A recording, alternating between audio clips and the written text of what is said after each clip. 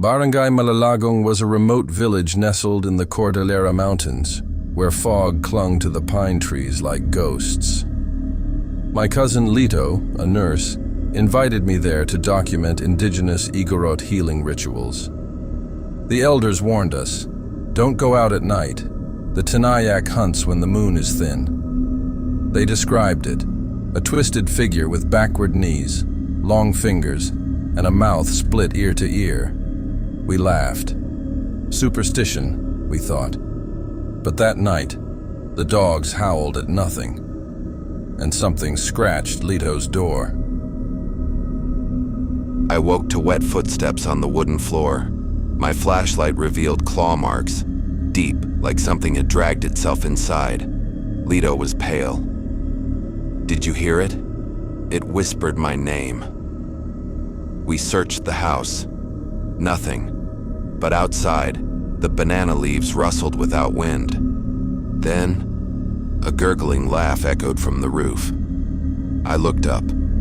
A black hand slithered between the bamboo slats, fingers too long, too many. We bolted outside, just in time to see a shadow scramble up the coconut tree, its limbs bending. Wrong. At dawn, we ran to Apo Sabel, the village shaman. She burned dried herbs and chanted, "You woke the Tinayak. It smells your fear." She handed us a charm, salt, ginger, and a black chicken feather. "It was once a man," she said. "A murderer cursed to hunger for souls. It crawls on ceiling, watches you sleep." That night, we hung the charm. Silence. Until 3 a.m., when the ceiling creaked. Something dropped onto my chest. I couldn't scream. Hot breath reeked of rotten meat as a voice hissed, "Lito, your turn." Morning came, but Lito was gone. His bed was drenched in a foul, oily liquid, and the charm from Apo Sabel was torn in half. The villagers avoided my eyes. "It takes them one by one," muttered an old woman, clutching a rosary made of bones. I searched the woods calling his name, until I found his shirt, shredded and sticky with something dark. Then a child's laughter echoed from the trees. I turned. Between the branches, a pale face grinned, too wide, too many teeth. It wasn't a child. It was mimicking one. That night, I avoided sleep. The kerosene lamp flickered as I stared into a small mirror on the wall. My reflection blinked. I didn't. It tilted its head, lips peeling back into a smile that split its cheeks. I smashed the glass, but the shards skittered away like insects. From the darkness beneath my bed, a wet crunching sound began. Something was chewing. I forced myself to look.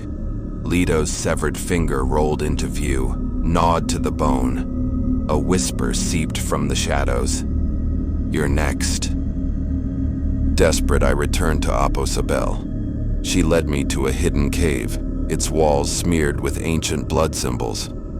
"The Tinayak was once a man who ate his own kin," she said, lighting a black candle. "To stop it, you must give it a new name. Your name." She handed me a knife. "Cut your palm. Let it taste you. Then run." As my blood dripped onto the earth, the wind screamed. The trees bent backward. Something was coming. "Now!" Apo Sabel shoved me toward the village. Behind us, the cave collapsed, but not before a long, spindly arm shot out, grabbing her ankle. I ran through the rice terraces, the moon my only light. Behind me, something slithered through the mud, hissing my name. I tripped, landing face to face with a rotted corpse, its mouth stuffed with Lito's ID. The Tinayak was playing with me. I stumbled into the village, but the houses were dark, doors barred.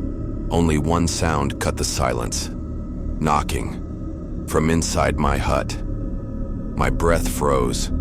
The door creaked open. Apo Sabel's severed head sat on the table, her lips stitched into a smile. The last thing I heard before passing out was nails scraping the roof. I woke on a bus to Manila, my bag packed, my body bruised and stinking of grave soil. No one remembered Lito or Apo Sabal. The driver smirked when I mentioned Malalagong. That village burned down years ago. Relief washed over me until I noticed muddy handprints on the window, and my reflection. It winked.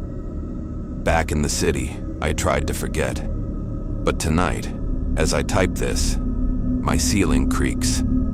A drop of warm liquid lands on my neck. The Tinayak doesn't care about borders. It followed me, and it's hungry. Back in Manila, I thought I was safe. But the first night, my apartment's lights flickered in a pattern. 3 short, 3 long, 3 short. SOS. The bathroom mirror steamed up despite cold water running, revealing a message. Malalagong never forgets. I tore the mirror off the wall, only to find black mold behind it, shaped like a crawling man. My neighbors complained of scratching noises from my unit when I wasn't home. The worst part? My security camera footage showed me sleepwalking every night at 3 a.m., speaking in a language even Google Translate couldn't recognize. I sought help from Professor Santos, an anthropologist specializing in Philippine dark folklore. His face paled when I mentioned the Tinayak. "It's not just a legend," he whispered, showing me 19th century church records of missing persons in Cordillera, all with identical claw marks. "It attaches to bloodlines. Was anyone in your family unnatural?" Then I remembered. My great-grandfather vanished in those mountains in 1942. Santos grabbed my arm. "It thinks you're owed to it." That night I dreamt of a feast, my ancestors chewing on something raw and screaming. I woke up with dirt under my nails. Apo Sabal's last words haunted me. "Give it a name." In desperation, I performed a counter-ritual from Santos's notes. At midnight, I laid out 9 black candles, my own hair, and a photo of my great-grandfather. I chanted, "Tinayak, I name you Lazaro." The air turned thick and coppery. My TV static erupted into a 1940s newsreel showing a man, my great-grandfather, digging a mass grave. Then the screen glitched to me, sleeping, as a black figure crouched on my chest. The Tinayak's voice boomed, "You will finish what he started." The candles exploded in blue fire. For 3 days I lost time. My phone showed calls made to Malalagong. My fridge was empty except for a skinned rabbit. The final straw? My landlord found handprints, small, child-sized, leading from my window to my bed. I fled to a hotel, but at 3:03 a.m. the fire alarm blared. In the stairwell, a naked old man with backward knees grinned at me. "Lazaro sends his love," he croaked before scampering up the walls. The hotel staff found no one, but my pillow that night was soaked in saliva and a human tooth. Santos gave me one last hope, a Tagalog death prayer used to banish aswangs. I needed holy water from Poway Church, my great-grandfather's bones, and to face the Tinayak at its origin. I returned to Malalagong's ruins. The moment I stepped into the blackened circle where Apo Sabel's hut once stood, the wind died. Absolute silence. Then, a child's giggle. I spun to see Lito, his skin gray and peeling, beckoning me toward the woods. "It's time to come home," he smiled, with too many teeth. I hurled the holy water. His scream split the night as his body unraveled into centipedes. The Tinayak's voice came from my own mouth. "Lazaro was my vessel. Now you are." I collapsed, visions flooding me. My great-grandfather butchering travelers, eating their livers to gain the Tinayak's power. But he'd broken their pact. The creature wanted a new heir. As my vision faded, I glimpsed Apo Sabel's spirit holding back the shadows. "Fight it with shame," she urged. With my last strength, I stabbed my thigh with Santos's silver knife. Not to kill myself, but to bleed onto the cursed soil. The earth shook as the Tinayak howled, "Coward!" Then, nothing. I woke in a Manila hospital. No one knew how I got there. Santos was dead, suicide by hanging, though his note read, "It's inside him.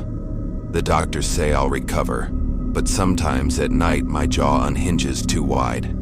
My fingers grow too long, and last week, my neighbor's dog went missing. I'm moving to America tomorrow. Maybe oceans can stop what prayers couldn't, but deep down, I know. The Tinayak isn't done with me, because as I pack I keep finding fresh mud on my shoes, and my reflection sometimes walks away before I do.